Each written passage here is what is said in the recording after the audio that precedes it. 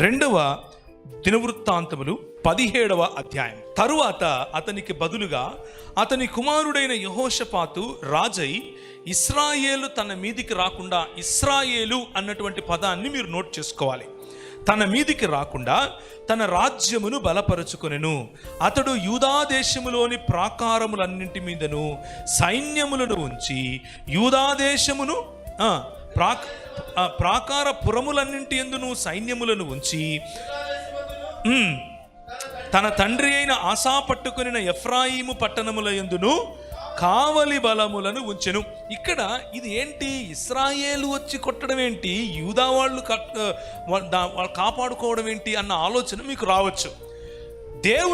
దేవుడు ఎన్నుకున్నటువంటి ప్రజలు 2 భాగాలుగా విడిపోయారు. సొలొమోను యొక్క రాజ్యం అంతరించిపోయిన తర్వాత మెల్లిమెల్లిగా రాజుల మధ్యలో కొంచెం వైరం మొదలైంది.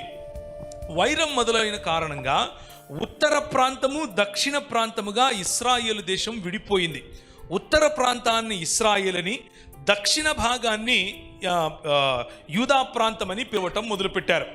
యూదా ప్రాంతానికి రాజులుగా వచ్చిన వారు ఎక్కువ భాగం మతాన్ని కట్టకుండా ప్రభు వైపుకు చూశారు. ఇశ్రాయేలును ఏలినటువంటి రాజుల్లో ఎక్కువ భాగం మరి అన్య దేవతలాచారములతో కూడినటువంటి మతాభిషిష్టులు అయ్యారు, మతాన్ని ప్రేమించేవారు అయ్యారు. ఈ రెండింటిని చూసేందుకు ప్రయత్నం చేద్దాం. ఇశ్రాయేలీయులు శత్రువులేం కాదు, ఇశ్రాయేలీయులు కూడా మన సొంతవారే, అంటే యూదా వారికి సొంతవారే.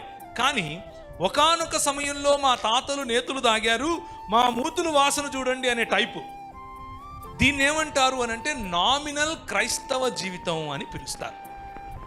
దీన్నే నామకార్థపు క్రైస్తవ జీవితం, ఇశ్రాయేలీలు అని పిలుస్తారు.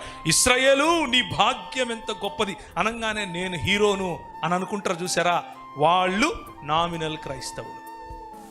కొంచెం ప్రాక్టికల్గా మనకు అర్థం అవడం కోసం చెప్తున్నాను. కానీ విశ్వాసులుగాను లేకపోతే యేసు ప్రభువు యొక్క రాజ్య ప్రతినిధులుగా ఉండే శిష్యులుగాను ఉండే వారిని యూదాగా మనం పోల్చుకోవచ్చు.